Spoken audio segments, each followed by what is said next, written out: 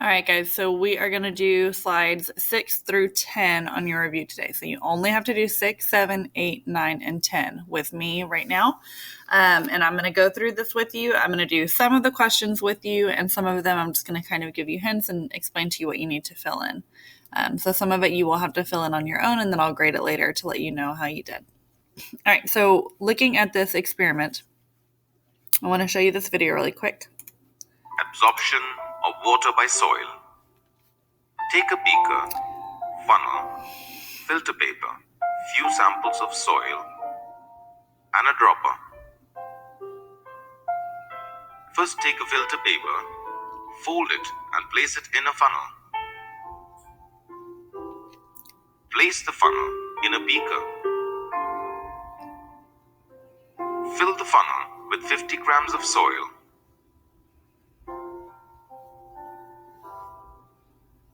With the help of a measuring cylinder, measure 100 milliliters of water.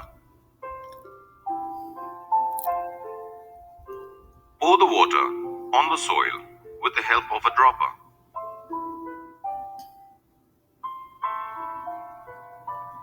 Pour the water in such a way that it spreads over the entire surface of soil.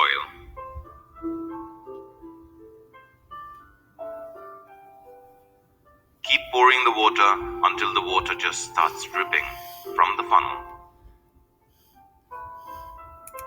Okay, so in this experiment, they've put soil in the funnel and they are pouring water basically through the soil. The soil is kind of acting with the filter. And so what we're doing is we are testing to see how much water is going to be held by that soil. And so on a larger scale, that experiment would look like this. Ideally, in an experiment, you would have several types of soil. Instead of just testing one, we would test more than one so that we can compare them. So we would have several types of soil. We pour water in through the top, and then we measure what comes out the bottom. Now, remember when we're looking at, okay, so hold on before we get to that part. So what question can be answered by the experiment below is how absorbent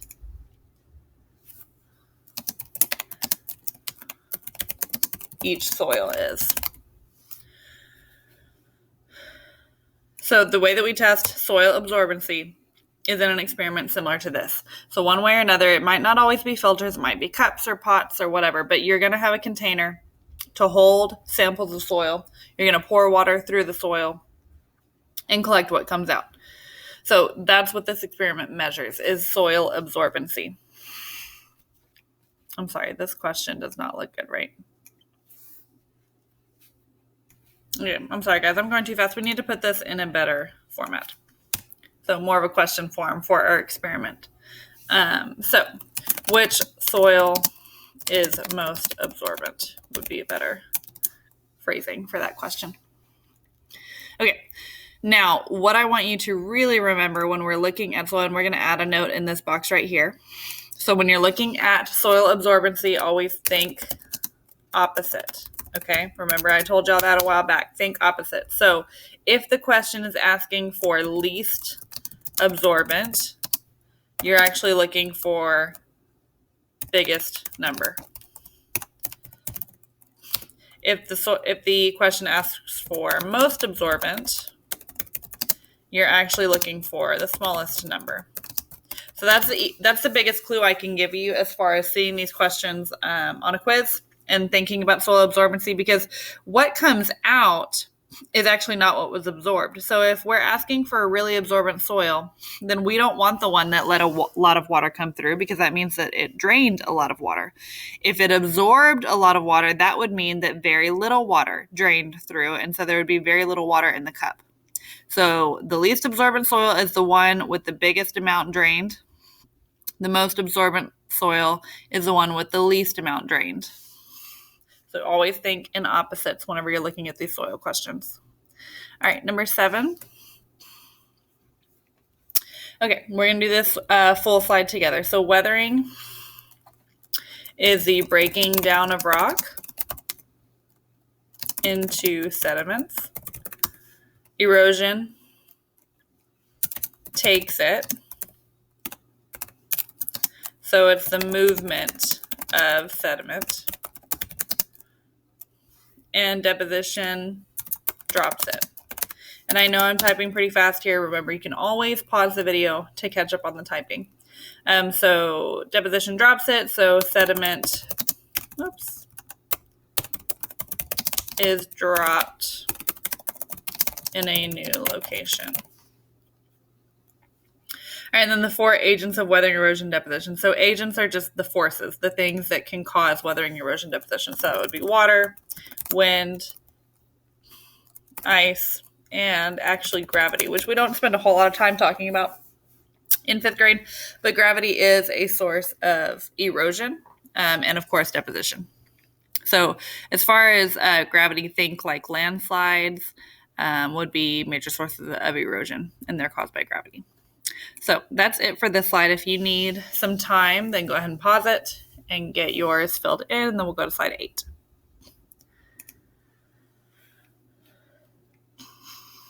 Okay, you are going to fill in this table on your own, and then I'm going to come back and grade it and give you and let you know how you did, but I want you to try it on your own, so I'm not going to give you the answers right now in this video.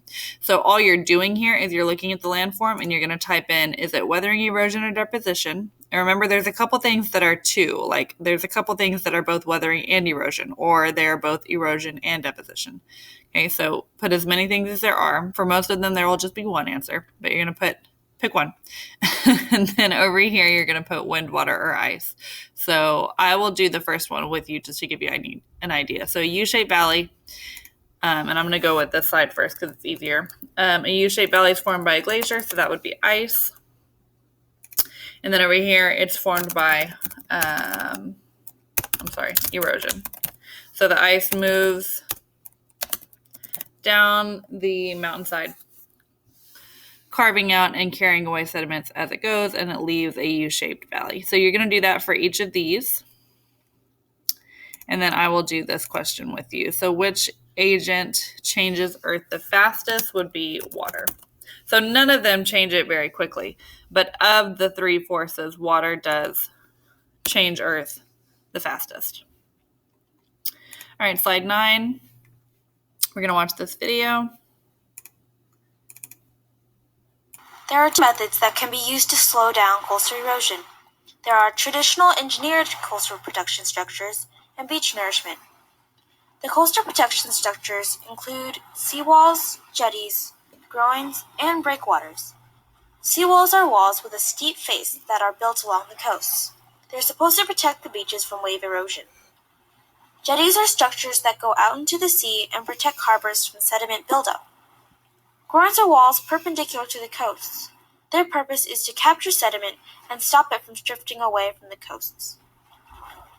Breakwaters are offshore structures that are used to lessen the force of waves and other types of weather. By lessening the force, less erosion will happen. These structures are supposed to stop erosion, but they usually cause more erosion instead. However, the erosion tends to stay near the place that it comes off from. Coastal protection structures are also considered unattractive to beach owners. Beach nourishment requires sand and sediment to be added to an eroding beach. In other words, it replenishes the sand on the beach. It is also a very expensive method. Ocean City in Maryland spent $40 million on beach nourishment.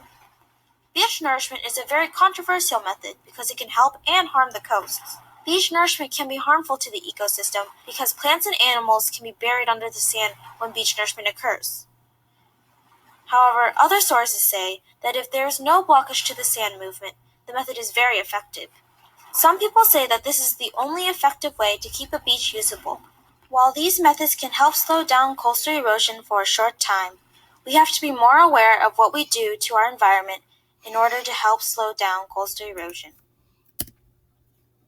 Okay, so a big problem for beaches, an agent of erosion that's always at work on our beaches is, of course, the waves. So those waves crashing on the shore constantly are constantly carrying away sand and depositing sand. So it's kind of a give and take. And if you've ever been to the beach and stood in the sand while the waves hit your feet, you'll feel that you can feel the sand being pulled away from around your feet, and it stays right under your feet, but you can feel it being pulled around at the edges. So you have experienced erosion if you've ever stood in the waves of the beach. Okay, So what does this agent deposit and erode? Obviously, it deposits and erodes sand. And then how can beach erosion be prevented? What's all in that video. So beach erosion is a big problem because people like to enjoy beaches and live on beaches. And so if that beach is constantly shrinking due to erosion, that's a problem for all the people who want to use it or live on it. And so humans are always trying to come up with ways to stop it, right? And they showed you several in the video. You had jetties, breakwaters, seawall. Some people even put fencing in front of their home. And they talked about beach nourishment, but that doesn't really prevent erosion as much as it just repairs the damage done by erosion. But we can go ahead and put that. So that's when they, if you didn't catch that from the video, that's when they bring sand in and refill. They basically refill the sand on the beach. But jetties, breakwaters, and seawalls actually act to help stop the erosion by holding the sand in place or breaking the waves so that they're not as strong when they hit the beach. All right, slide 10. Okay, so here we're going to do this one together. Why might some mountains have more rounded peaks than others? So if you look at this diagram here, you've got a mountain. You can see that it's getting smaller over time. And so what's happening is a mountain is basically made of rock, right? And we know that rocks over time tend to weather, they break down, and they erode, and the sediment gets carried away. So if we know that all rocks do this, and we know that mountains are made of rock, then we can conclude that mountains also will be weathered and eroded over time. And so that's why those steep peaks that form when the mountain is originally formed are going to start to smooth out over time. So basically, the older the mountain gets, the longer the mountain exists, the more erosion and weathering is happening to it. And so the older the mountain gets, the more smoothed out it's going to become. So it's constantly being weathered and eroded and broken down smoother and smoother. Okay, so the answer to the question would be, why might some mountains have more rounded peaks? Would be because they are older. Older mountains tend to have